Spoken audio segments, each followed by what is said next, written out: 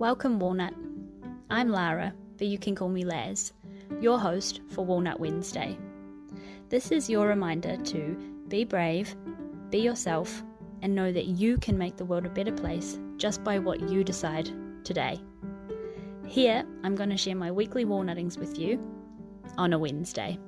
Hello, Walnut. It is me, Laz, here for another episode of Walnut Wednesday, and I am so happy, deliciously, wonderfully excited to welcome back my beautiful, divine friend, Tessa Hope. Welcome, Tessa!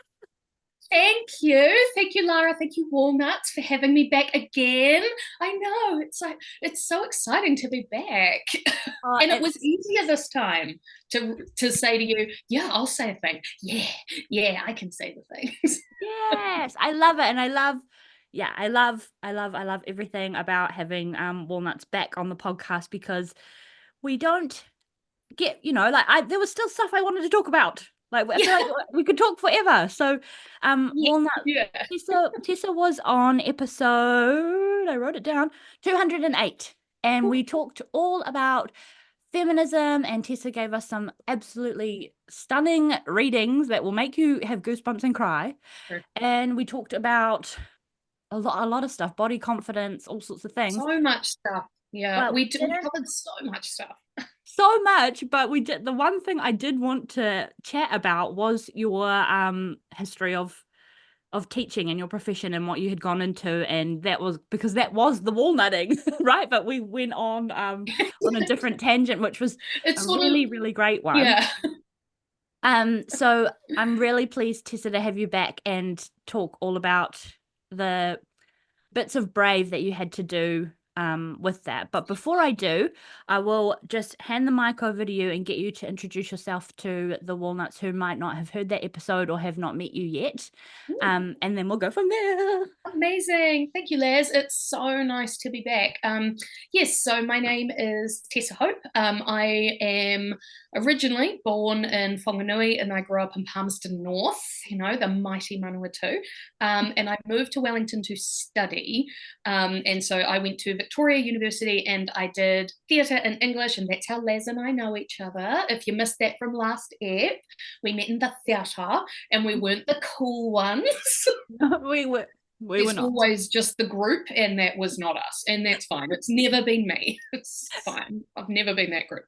And I studied teaching as well when I went to uni, and that was kind of my jam. I figured this is a great way to have a profession and like do good work and all the things. And so I was a teacher for 9 years, so a high school teacher. So I taught English, which is like the one compulsory subject almost all the way through high school.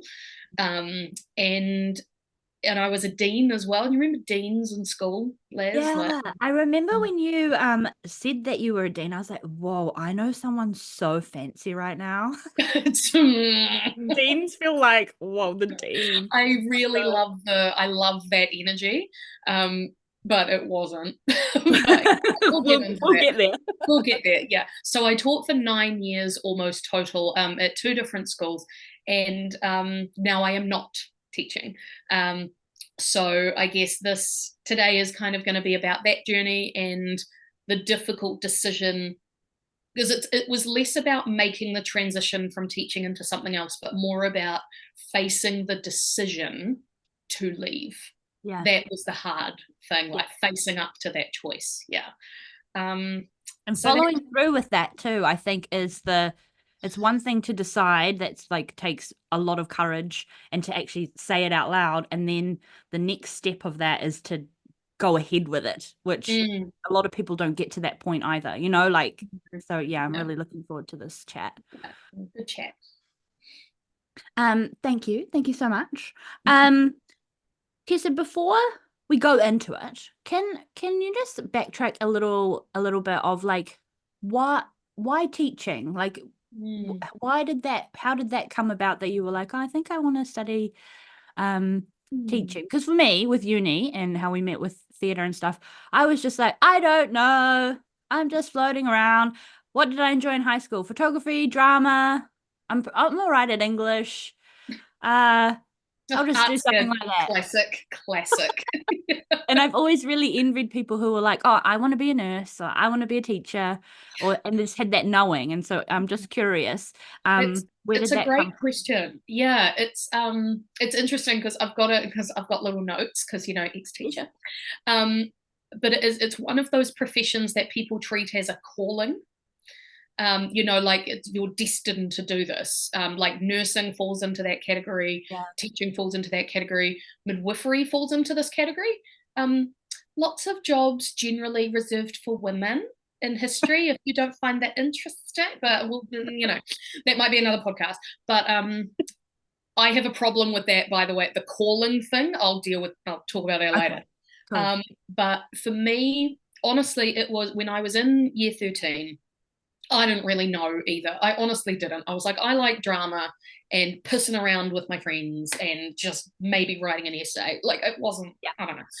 I took half a year off. I did performing arts and took half a year off in Palmy after year 13.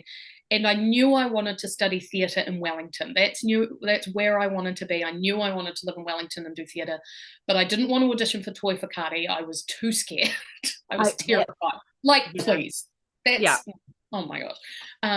I was too frightened to do that. And I always wanted to go to university with the capital U. So I thought, well, if I do theatre and English, because those are the things I love, like in a BA, a Bachelor of Arts, and I learned you could conjoin that degree with a teaching degree. So I learned it was like a thing you could do. You could study them both at the same time. And it was a 4-year program. And I thought, well, that makes sense. Like maybe I could be a drama teacher, maybe, because I was kind of like, well, surely I'm not going to be like an actor. So maybe I need to make sure I've got a job at the end of my yeah, studies. And that was it. That was the driving force to be like, I should probably just be like secure in a future. Yeah, it wasn't this deep desire to like educate the youth that like no. It was just like I should probably have something solid to fall on. But then as I was studying teaching and doing my teaching practicum, when you're a student teacher, you remember the student teachers in school? yeah, Oh my gosh. When I was doing that, I realized, oh, I'm actually quite good at this. yeah, It was a fluke, sort of. I was like, oh, I'm quite good. yeah. Like this is working. Yeah. So it wasn't this like deep guttural call from inside me being like, teach the youths. It was just circumstantial. Yeah. Yeah. You So fell I'm into sorry, it it's like not me. very profound. No, it's great to feel like a a human being. I can't know. Like Yeah. because that's exactly what I sort of did. And I ended up doing a triple major with English in it as well, Yeah. because I just added the extra word onto my BA Totally. because I Yeah. was Just doing because Shakespeare anyway, just because I was interested in doing that paper or that term or that class. So, so thank you for just normalizing the fact that not everyone needs to know their calling. And I'd I don't love to go oh into that from your notes of this kind of topic and hear what you have yeah. to say on that. I just don't I just don't believe in it. Partly because I do believe that people can feel a sense of this is what I want to do. Yeah. Totally. Like people can. I think my husband from when he was a kid was like, oh, I'm going to be a lawyer, and then he went off and became a lawyer, um, which is great, for him. I read what you're saying without you need to say it. I always feel like Geordie would have been a really, really great lawyer. Yeah, like yeah, that's good. That's very good. No, it's fair. It's great. He loves it. But this this thing of like this calling, like you're born to do this thing. My experience, what I understand that as, is just this way to manipulate and trap people in something so they don't leave, right? Mm. Because that's what happened to me, and it has happened to others as well. I've like you have teacher friends and you talk about things. Some people might feel the calling and that's great for them, but I think to present that to people as you're born to do this, you have to do this, it's what you're meant to do, that just makes the person thinking about leaving feel so shit that they're betraying who they are as a person. So I mean, again, that's my experience, which wasn't positive, but I just don't believe that we should be telling people that they're born to do this thing, because it makes them feel really shitty.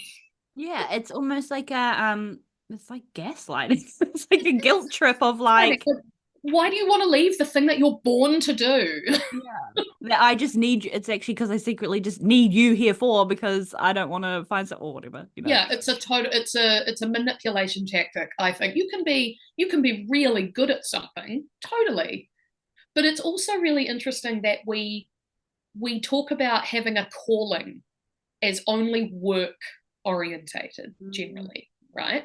We don't say, oh, my calling is to knit, or my calling is to spend time with my friends, or my calling is to work on cars or whatever. It's like it's always associated with jobs and professions and And being in service being in of others as service. well. Should I say Um, motherhood too? Is that inappropriate? yeah, I mean, definitely. Like, I Yeah. think so. And I've always struggled with like Walnut Wednesday a bit because I don't actually know what compartment it actually fits in. There's lots of little aspects to it, but a lot of it is just because I am in service in some way or another, Mhm. like with PA stuff or podcasts or whatever. And yeah, it's to me, it's like it comes down to it's my decision to continue on doing this. Yes. It's not Yes. because I'm being plagued by podcast listeners to continue, like, I don't know, like this pressure or whatever. The It's because guilt. I choose to be here Yeah. and I'm enjoying myself. And maybe Yeah. that could be seen as like, not, well, I know I wouldn't even describe it as my calling. It's just my choice to be here, my Choice. decision to do Yeah. this. It's like that's what should be at the center of things, I feel, is choice and decision, and people honoring your choices, I think, Yeah. is really important, saying your choices are yours and they're valid. Yeah. Because if somebody says, oh, well, teaching's your calling, and then I say, but I don't want to do it anymore, they go, oh, why? Like the guilt, like, no, you can't leave. Like the Mm, guilt that it comes with it's so loaded. I yeah. don't think people mean it either. Like I No. think people mean it as a compliment, um, but it's loaded. It's loaded language, which I think is really interesting. Yeah. Yeah, and I think we're in a day and age where, yeah, how you speak to others is starting to really get like listened to now. Do you know what I mean? Like I even hear like just in my condition things from my parents or something. I'm like, do you hear how you're speaking to me right now? You know what I mean? Like we're a little bit more like listening for Yeah. things, a bit Yeah. more like There's more subtleties in our language, I think, mm, and I think it's a good thing. I think there's like people are like, this is terrible, we can't say anything, and I'm like, well, the things that you're saying are offensive, so that's why you can't say them. yeah. What you're saying is mean. But there's subtleties in language that we listen to and we're reading into more, and I think that's like a development of the human race. Like I think that's great And that we communication and communication. language and yeah, like So much stake in language, and how we communicate is massively important, and so it's such a core part of what it means to be human, I yeah. think. Oh, um, which is interesting because that's the core of teaching, really, is knowing how to communicate, like mm. communicating concepts or communicating ideas or communicating behavior, all sorts of stuff. That's the core of the job, really. Yeah, and getting okay, so getting people to come up with the answer for themselves rather than you telling them like this, there is that big like coachy element to teaching as well, I can imagine. And I did actually want to touch on because I feel like for me, high school was hell. I wouldn't go back even if you paid me $10 million ever. Mm. Um, and you taught high school students, the most lethal of students ever. Like, can we just quickly, real fast, before we Do talk we about the talk about that? walnutting? Yeah.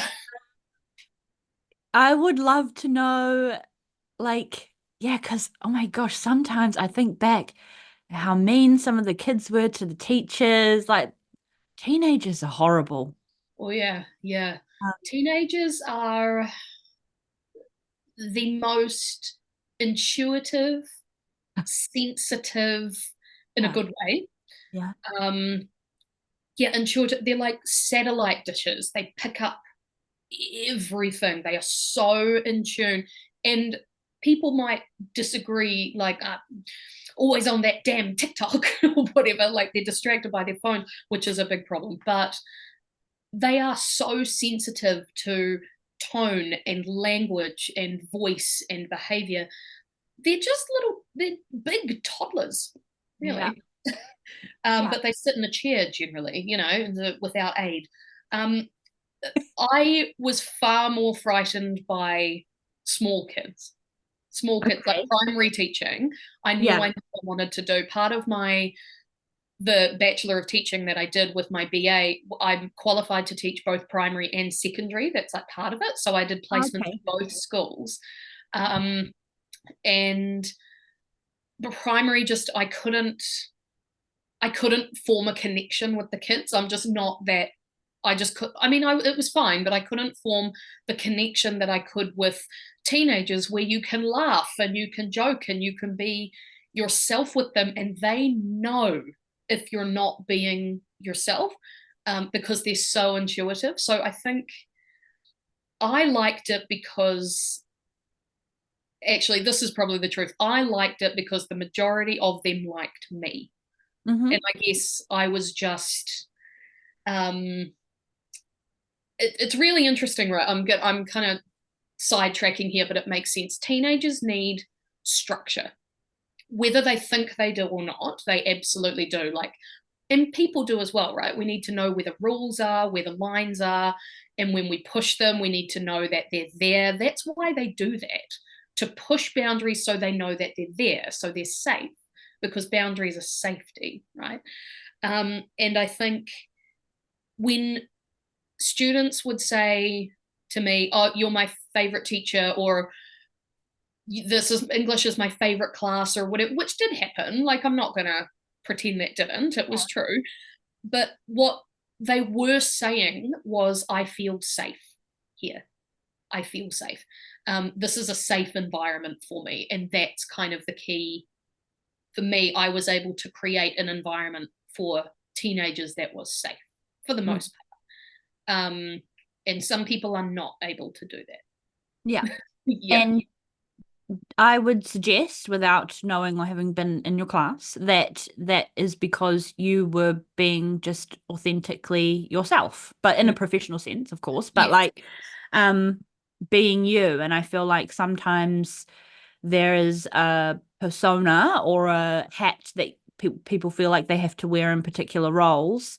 And like you say, if teenagers are intuitive enough, they'll sniff you out and eat you Oh yeah. alive. Oh yeah. Oh yeah. Yeah. Yeah. They will. And this is where it gets kind of like I don't know, a double-edged sword, or a little bit complicated or whatever, because in order to be, like, anyone can be a teacher, right? Anyone can do that. It takes a qualification and some training, and then you're in front of 30 kids, 30 teenagers. But to be a good teacher, very hard. It's very hard to be a good teacher. It takes a lot of work. And I think to be a good teacher and needing to be your authentic self and give so much of yourself, that's what caused my burnout, because there was no separation between home and work. I was a teacher. That was my life. We Mm, identify people by these kinds of professions: teacher, nurse, doctor. Like, we identify people with these terms. They become their whole person. So I always felt like I was a teacher. It wasn't a job that I did, and like you say, take off the hat at the end of the day. It was constant. And people might be thinking, well, why didn't you just not do that? Like, why didn't you pull back or whatever? Because in the education profession and in schools, we are, as teachers, told constantly, the narrative is, you must take care of the kids. Their safety is important. You are responsible for developing their identity. You are responsible for their safety. There's so much pressure put mm, on teachers to be responsible for these entire beings, which, if you want to do that properly and in a safe and affirming way, you need to bring your whole self. But then if you bring your whole self, you've got no self for you. And that's yeah. what happens. And that's what happened to me. Okay. Yeah. Okay. Let's go here. I'm ready to hear the story. I'm ready. Oh, yeah. Yeah. It's by the end of it, by the 9 years, it was almost 9 years that I did, it was just severe and complete burnout.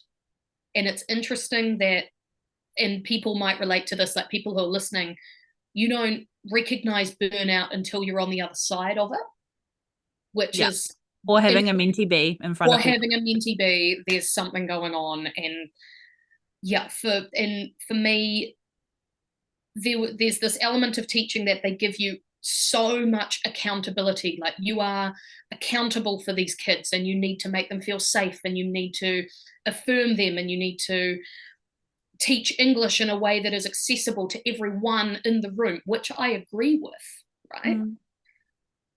But I had all of this accountability on my shoulders and no responsibility. And what I mean by that is that, could I make informed decisions about my students' learning to give them the best education and opportunity for success? But no, I had to work to a prescribed assessment timetable, curriculum, whatever, Right. which is standard.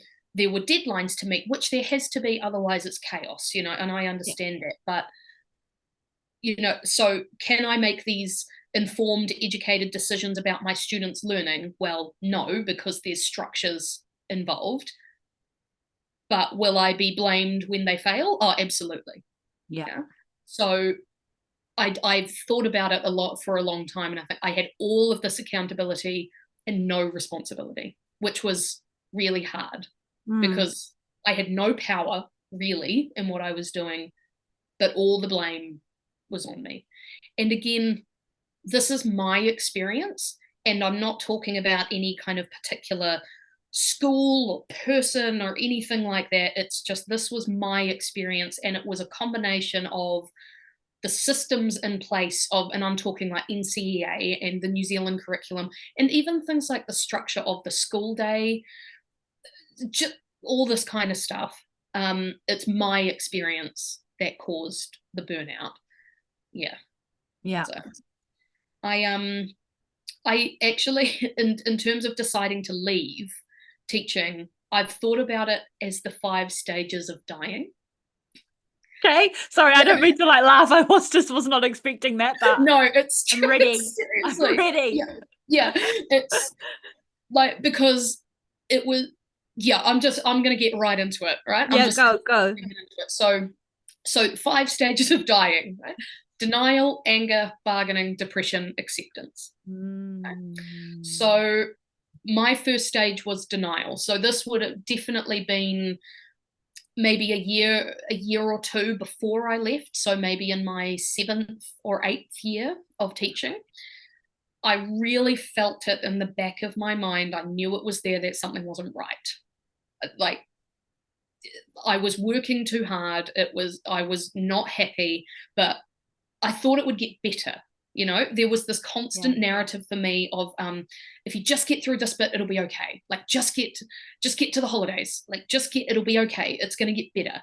And so it caused me to push harder, and work harder and do all these things. And denial turned into anger. So I was angry all of the time, not in front of the kids. I was always who my Yeah. best professional self, but I was so angry about being tired all of the time, about constantly needing to work. I would get to school by 7:30 every morning and not leave before 7 at night every day, and I would work most Sundays as well, because that's what it takes to manage 5 classes of 32 teenagers. They're Yeah. learning. That's what it takes to do a good job. um, I was angry at parents for not taking responsibility for their child's education. That Yeah. Yeah, I that would be a whole other podcast on It's a its own, whole but other yeah. podcast. Yeah, and I know there's subtleties to that. I know there's Mhm. all different situations, but there was a lot of stuff I was angry about that. Um, and I was angry at home, which was affecting my marriage. it was affecting my home life, and it really, really was. It was not a good place. I was miserable all of the time. I was just so angry. Um, and that turned into bargaining. This was really interesting for me, and why I thought about the 5 stages of dying, because I got into this space where I would think, okay, well, if XYZ doesn't happen this time, then I'm going to leave, or if XYZ does happen, then I'm going to leave. That's it. That's my line. Yeah. Which wasn't true. Like XYZ would happen, and I'd be like, nah, all right, just keep going. Yeah, I can do this. Yeah. Yeah, I can do this. Yeah, next year will be easier because of ABC. Next year was never easier because of ABC. I always thought it was going to get easier. Always, like, surely it's got to get easier at some point. And it got to year, 5, 6, 7. Why is this getting harder? What's going on? So that was bargaining. And then depression. I wouldn't say I was suffering from depression, but in terms of labeling the stage, I was just miserable and burned out. I felt like a failure because I couldn't handle it. I couldn't manage it. That I wasn't good enough. I felt like I was never doing enough. No matter how much you do, that's the thing with teaching. No matter how much you do, it's never enough. There's always something else, and there's never enough to do. And I felt stuck. I didn't know what to do. So I was really miserable. And again, that was affecting my relationship as well, because you can't leave that at work. No. If you spend half your freaking life there and you come home, you're going to bring it home. And then finally, acceptance. So I finally realized that I couldn't keep living in that particular way. Like, this is not sustainable. It finally clicked. I can't keep doing this. This is insane. It's going to kill me. Something had to change. So I knew something had to change, and I also knew that the job wouldn't, so that I had to go. And that was the acceptance of me deciding, okay, I'm going to leave. And that's where it got all the hard things, which is the theme of the podcast, right? The theme of today is that's where all that came in, because once I had made the decision, it's time to go. Well, now what? And that was the hard thing. And maybe people who haven't been teachers, or people that have, thinking, listening to me and thinking, you could have just done less. Like, why didn't you go part-time? Or you have to lower your standards. Like, you can't do everything. And I understand that, but it's not who I am. It's just not who I am. And I would rather leave the profession than do less than my best, because the kids deserve better than that. Yeah, and again, that's what being in service is, right? You can't half something like that, no matter what profession or service it actually is. You know what I mean? Like, it just won't work. It's just not going to work. Yeah, it's just not something that is conducive to half-assed effort. Because we all remember those teachers from school that didn't give a shit, and what the experience was like for us in their rooms, in their classrooms. And I didn't want to end up in that space. I would rather leave knowing that I had done a good job, but it was time to go. Yeah. And that's where the hard things started. That I feel almost like emotional, because it is reminding me of like when I left travel as well. Like, similar sort of feelings and experiences. And I'm sorry for laughing earlier, but the 5 stages. It's funny. It's funny because it's ridiculous. Yeah. And how much, like you say, we spend over half our lives at work, and it does filter into personal life. And when you're living to work, like, or is it the other way around, working to live, whatever, you know what I'm trying to say. It's all the same. it's not healthy, and it's not good, and it's all weird. And I just feel like so emotional and sad, because it's reminding me of that time. And it's hard when you get to that choice of like, I don't no, I'm gonna leave. And I remember being like looking at looking at other jobs, and that was a big step for me to just look, not touch, not apply, not do anything. That was my like, haha, fuck you. I'll show As you. a I'm going to go on Seek. Yeah, as a people pleaser, I was like, "Mwahaha, look at me, I'm looking." Um, and that was the first little baby micro walnutting in my journey to actually getting out of a place that really deeply affected my worthiness and confidence, Oh, all of the stuff. oh, So, oh. um, yeah, so okay. So then we got to the decision point, and then what happened, and how were you like that? That's scary when the decision comes, because it means, like you said before, like that accountability piece. You really you're the only one that can stick it to yourself and be like, I'm going to do this. I'm going to do this. Yeah. And this real, like, okay, take action. Because if people who know me are listening to this, this is so old news. I'm a take action person. Yeah. I make a decision and then I go. Like, I don't fluff. Like, if I've made the decision, go. Yeah. It's just who I am as a person. My husband is not Yeah. like that. There's a lot of processing. But for me, it's decision, go, act. So I'd made that decision. But some really hard things that came up for me. I just like you, I started looking at other jobs. I was like, okay, Seek. And then I opened Seek and I realized I had no idea what I was looking at. Hmm. Why do they write job adverts with no description of what you're actually doing? When did we as a society decide that this was okay? Like, did we all just collectively go, vagueness is the key to seeing if people want to work here? It's Yeah. just bizarre. But that was really scary because I couldn't understand job adverts. I'd read them, be like, what is this? Is this Yeah. computers?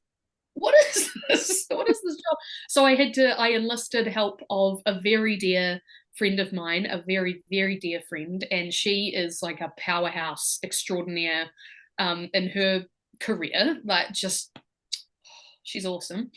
And she helped me understand job descriptions, basically. Wow. She helped me do a CV because that was really hard. I hadn't done a CV that was not teaching related, and they're very different. I didn't realize that. Like, a CV is really, it's structured differently. You put different things in there. So she helped me with that. Um, she sent me examples and looked over mine, and incidentally, now I've done that for other friends. We pass it on, gal. We pass it on, I you know? love this. Yeah. It's That's so beautiful. Yeah. nice.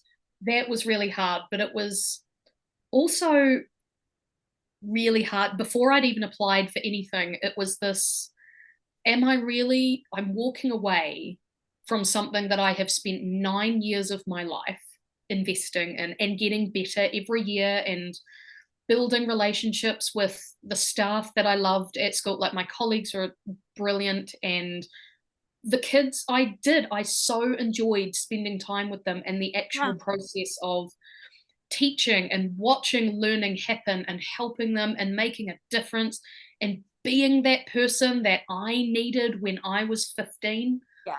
Just, that's what I loved that. And to walk away from that was really hard. Um, but again, I had to put myself first. And we know as people pleasers, that's the hardest thing, Yeah. to put yourself first. Um, so yeah, so I started applying for jobs, but I had to identify my skills. I How hard know. is that? I know. And then and then you Skills. get to like interview phase, and you have to talk about how cool you are, and you're Yeah, like, you're like, I oh my don't know. God, I don't know. And it's just, yeah, and it's so interesting because in teaching, the skills that you build as a professional are called different things to like the regular world. Hmm. Like, I had to kind of talk to, again, my friend, my wonderful friend, and I said, she was like, well, what skills? Like, let's talk about your skills. And I was like, but I don't know. But I had to kind of work through it and say, well, I'm really, really good at what we call in education scaffolding understanding. So helping students build the learning blocks to understanding a concept. I'm really good at that. And she was like, Tess, that's like communication, that's like leadership, that's all these like buzzwords in the corporate world. And I was like, oh, okay, so maybe I can, maybe I can do this. And I applied for a few jobs. I had a couple of interviews. And then I was offered a job at where I am now, which is at a local university. And that was really scary, but I was so excited. I was so happy. Once I'd done the interview, I was like, I want this job. I can do this job. Like, I can do this job. It was really hard. Yeah, just the whole thing was hard because of this feeling, like you said before, of failure and letting people down. Telling people was quite hard because the response was, no, don't go. You're like, you're not listening to me. Yeah. Not everybody, of course. And a little bit of, I had a little bit of fear about what people would think that I was giving up. There's a lot of ego as well, I think. Like, oh, I've given 9 years, or in my case, it was like 5.5 or something. Like, it's like I've given all this time, and the failure thing, the letting people down thing, the bits that you actually like about it, and that being gone thing. Yeah, it was, and I think the thing was that I did still love those parts of the job. Excuse me, but honestly, being in front of, and I think other teachers may agree with me, actually being in front of a class and teaching, doing whatever you're doing, that was maybe 20% of my job as a teacher. There is just so much of the admin and the paperwork and the meetings and the hours and the emails and the documenting, and it was wild. So the things that I did love being in the classroom was such a small part of the job that it wasn't bringing enough joy to stick around. Yeah, and I had to keep reminding myself of that. And even now, sometimes I catch myself thinking back to like, oh, that was really fun when I got to teach feminist revisionist text to my year 12s and I got to like open their minds. I really enjoyed that. But then, no, no, don't go there. It wasn't all that. It wasn't all that all the time. Yeah. Do you do that with your travel? Do you kind of think back and like, no, that was really nice? I do. And I still get like, because for me, it was the people stuff, like I loved my clients so much. And I always had really high repeat clients because it was the relationships for me. And I still get like, I'll get the odd text from like, hey Lara, are you still in travel? I'm like, oh my god, no, it's been years. No. And but I love you and I hope you have a really great time. And so like it is that that part of it was like so enjoyable, and the trips and stuff and all the I guess the social media-esque things that make things seem like they're really bubbly on the surface, but then I get hit with a ton of bricks of the back end stuff like, oh yeah, but I was miserable in my deep dark hole and felt like shit about myself and compared to everybody and all the things. No rose-tinted glasses here. Like we've got I think that element of two things can be true at the same time, right? Two things can be true. So there were elements of the job that I enjoyed, but I could no longer do the job.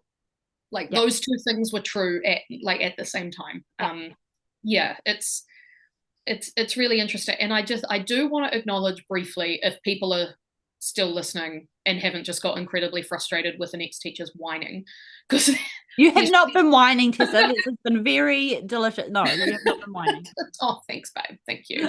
It's that this often, it blows up in the media every now and then about teacher strike, more pay, and the narrative is so negative for the most part about teacher people. You see it all the time, and stuff comments if you do that or anything else, or people on the street and like, teachers always wanting more money. It's so not about the money. Oh my fucking god, it's not about the money. And I wish people would understand it. You could pay me $150,000 to go back in the classroom and I wouldn't not, I wouldn't even, it's not even a question. No. Yeah. Yeah. The money conversation is about funding for the education system, right? So I worked in 2 schools that were decile 10. Do we know what the decile system means? I know of it, but I don't know if decile 10 is like good or bad, The or people, the like the fancy or not fancy or whatever. yeah, Yeah. the standard narrative is that decile 1 is like low socioeconomic, and decile 10 is like the highest you can Okay. get. So like bougie schools is how people think of it, right? Yeah. Um, so and decile 1 schools get more funding from the government for stuff like food in schools or whatever else, and decile Yeah. 10s get the least because they rely on parent donations, which are fees, school fees. Like, don't Yeah. donations me, but anyway. Just, the decile system was created not based on needs of communities. The decile system is based on the average property value of the area that the school is in. This feels very like, what's that word? Capitalistic.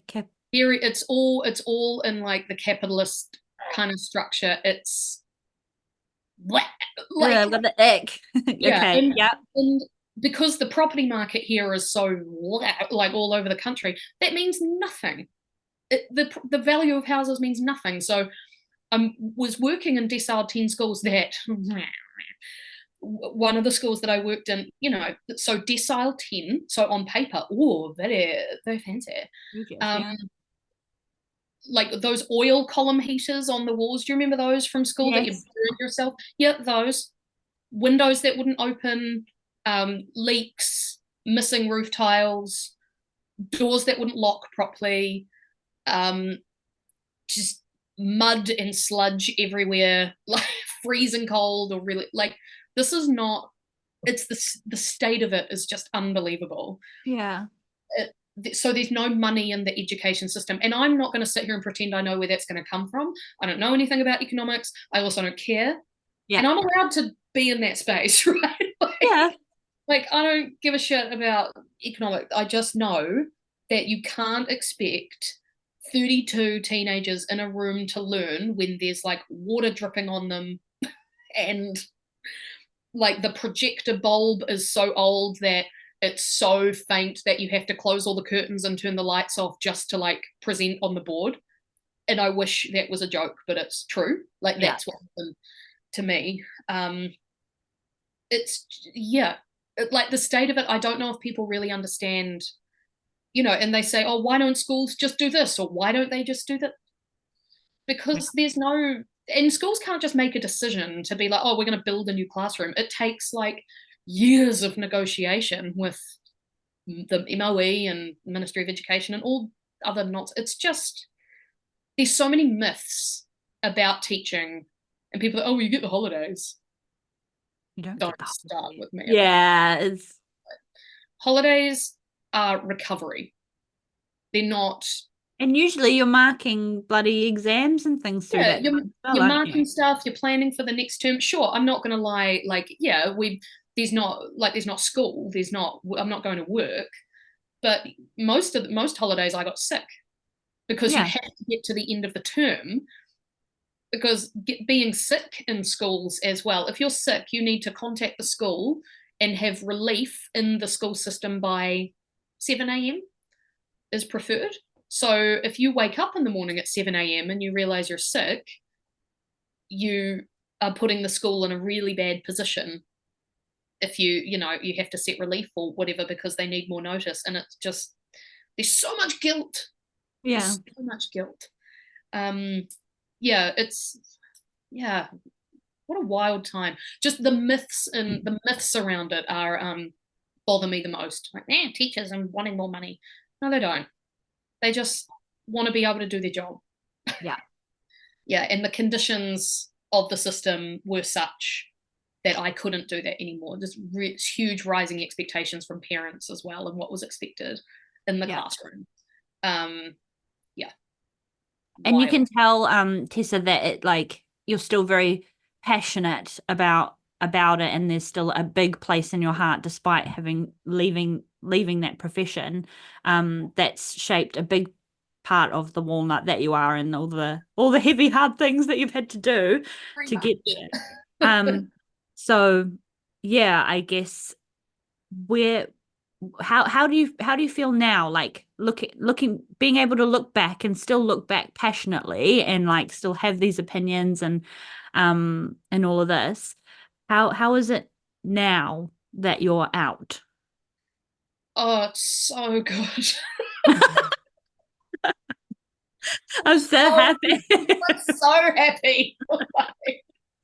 Like I didn't know that this is what life could be like, because I'd been so deep in the trenches.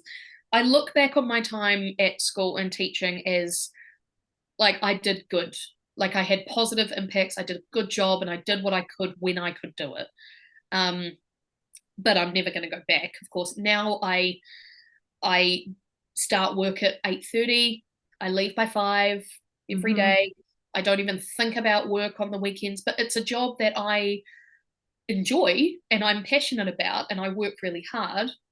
The key is I still get to work with young people. That's, I think, is something that's key for me, is actually having a direct influence and impact and being able to help people directly. I think that's really important for me. Yeah. And it's great to know, it's so affirming to know that I can get that, but not in the classroom, you know. Mhm. Yeah, like my marriage has improved. Like I have time and space for friends. I have hobbies. I play my guitar again. I'm building a doll's house that you can see Yes. in the background here. That's I what was that's gonna by the way. Yeah. I was gonna ask, is that the It's dollhouse from the Instagram dollhouse. Yeah, yeah. I'm building that. Never had time for anything like that. So I've I'm still feeling that was a fear for me as well, was like, what if I don't feel satisfied by my work? What if I feel like I'm just treading water or not doing not doing good in the world? But I do. And I'm really lucky that I feel really lucky that I got this great opportunity at where I am now. And I really love it. But yeah, things are just good. I And love it was this. yeah, it was a long time where things were not. So it just feels good to be in a positive space. Yeah. Oh, I'm so pleased and happy for you and proud of you for being so brave. And I just like had this little brain fart of like of the calling of the find your calling conversation. And I wonder if it's like maybe that term is a little bit more fluffier and a little less analytical and matter of fact, where maybe like your calling is just to have influence.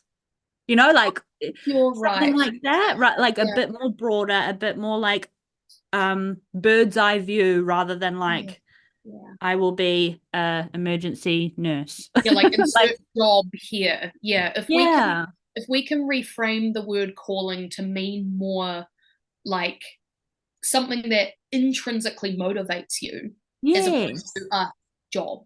I think Motivate. that's great. Gal, you so wise. You're No. so wisdomous. It's just because you sparked a little bubble up my butt, and I thought, oh, this is right Oh, full circle. that's very Um, cool. Yeah, I okay. love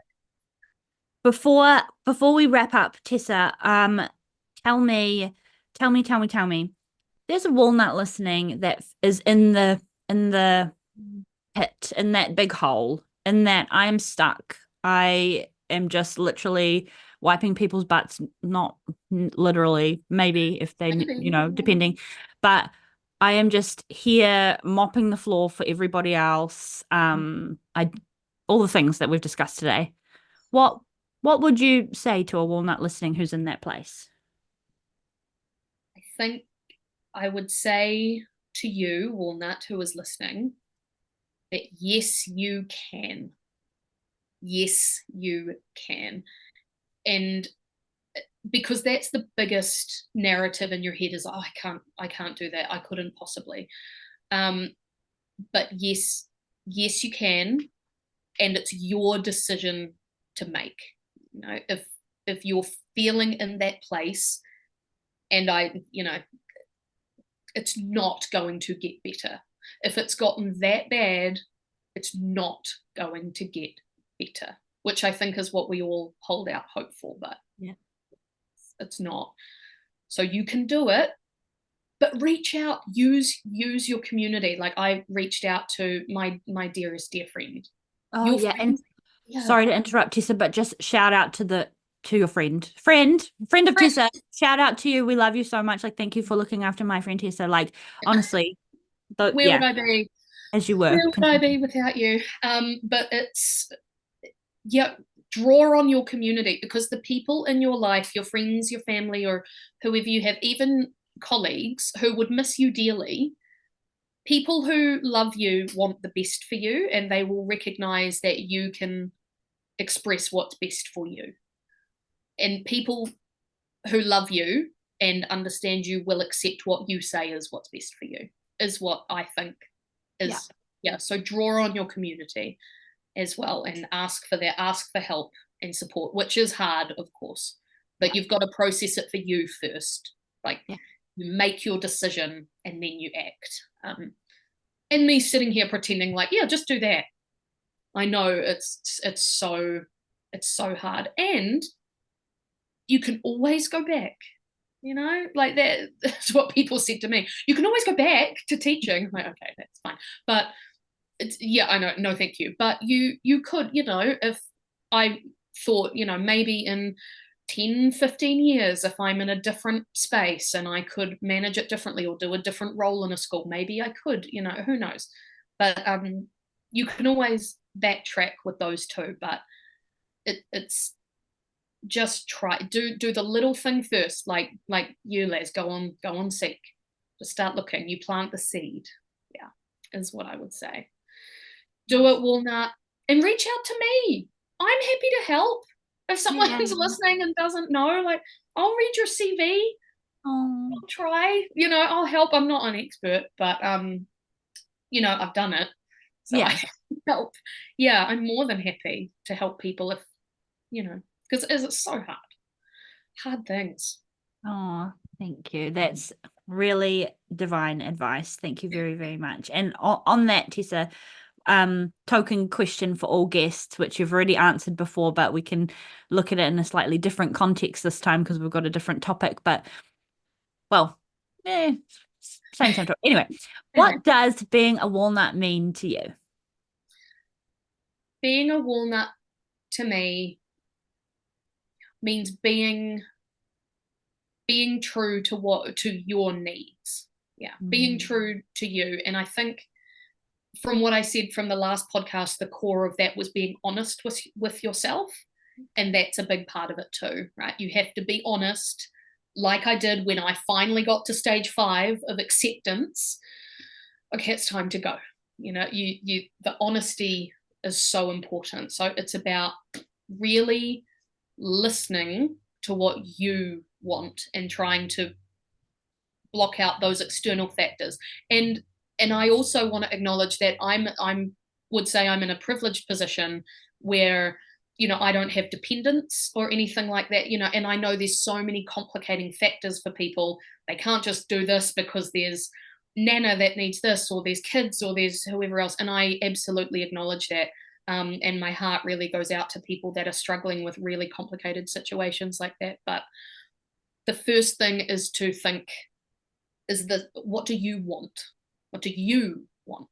Yeah. Is what being a walnut is. And that's not selfish, as you and I have done, and lots of other people have done lots of work around. Being aware of what you want and going after what you want is not a selfish act. It is a self-affirming act. Girl. Mic drop. Mic drop, I'm telling you. Oh, thank you so much. Tessa, like, again, I'm like, I could like just go down a whole other tangent and like talk about more things. Like every time I just love our conversation so much. Like, thank you so much. It's just a joy to yeah, listen and to myself talk. no, like honestly, this is like, Yeah, I love this. And it's so important to have real life walnuts who have done real life brave, hard things and live to tell the tale, and just to remind us all that, you know, we're not alone, and we do resonate with these stories. And it can be, the walnut journey is so lonely sometimes. It's really hard. And just so, yeah, these conversations, Tessa, and like having you back here again, and probably again because there's so much more I want to talk about, but I'll be back. it's so Don't you important. worry. Yeah. That's so important. Yeah. So thank you so much for your time. And where can the Walnuts find you on the internet? And if they want to snoop your dollhouse, and if Snoopy they want to Snoops. Yeah. see what you're up to and want to just connect with you more. Instagram's the best bet. Yeah.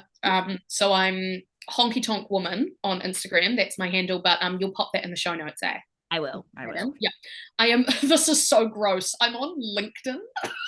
Oh my God. I literally started a group chat on LinkedIn the other day because it's the only way that I could get all my colleagues in one, because I don't have them on social media. And I had to actually write, I'm such a boomer on LinkedIn because I don't know how to use it. It's like, just give myself the ick about like, find me on LinkedIn. I hate yuck.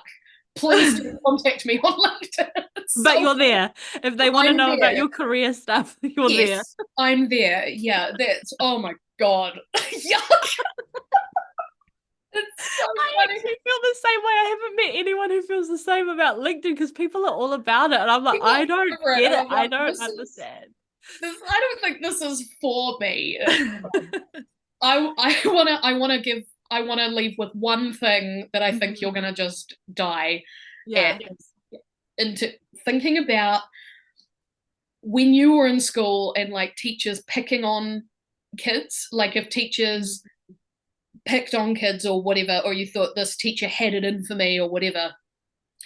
I always thought that I had one teacher in school who would, I think, target me and just be mean to me, you know, in high school.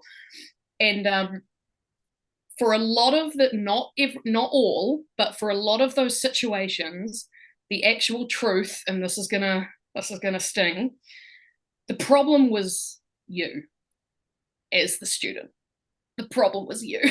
Teachers don't have the time or energy to pick on people. Like, absolutely not. So, like, I had a teacher in school who I thought hated me and picked on me. On reflection, it was my annoying ass that was being dick. And like I was the problem there. Like, we got to own that. So just in case anyone's thinking, nah, teachers were so mean to me in school, might have been you. It's just hold the mirror up. Yeah, you might have been. Now that we're grown ups. Yeah, you might have been the problem. So maybe let go of some of that, because, yeah. Oh, I love that. I love this parting gift, actually. Yeah. It's nice to self-reflect on those things like years later, actually. So thank you for that little reminder, because, yeah, everyone's got one. We all have one, yeah. I'm not saying my sword. Exactly. I'm not saying it counts for everyone, but a lot of the time, it was you. Yeah. Oh my gosh. Divine. I love it. Amazing. So, Walnut, thank you so much for your time and for listening. And yeah, if you have any further questions, flick Tessa a message or me. Share this episode if you enjoyed it, and if you want to hear more stuff from Tessa as well, because I will likely have her back. And Tessa, my friend, this is divine. I could talk to you for hours. Thank you so much for visiting again, for being yourself, for being so brave, and just for all you do in the world. You are just an amazing, beautiful woman, and I'm just so pleased to know you. So thank you so much. Thank you so much for having me, Laz. This is what the world needs, is like cool, honest wahine lifting each other up and talking the honest truths about what they want and what they need. This is what we need. This is a feminist act, babes. Yeah. Ultimate feminist. Ultimate feminist. XOXO Gossip Girl. All right. And thanks, Walnuts, for listening. Love yas. Thank you. Love you. Love you. Happy Walnut Wednesday. And Walnut, I'll talk to you next week. Bye.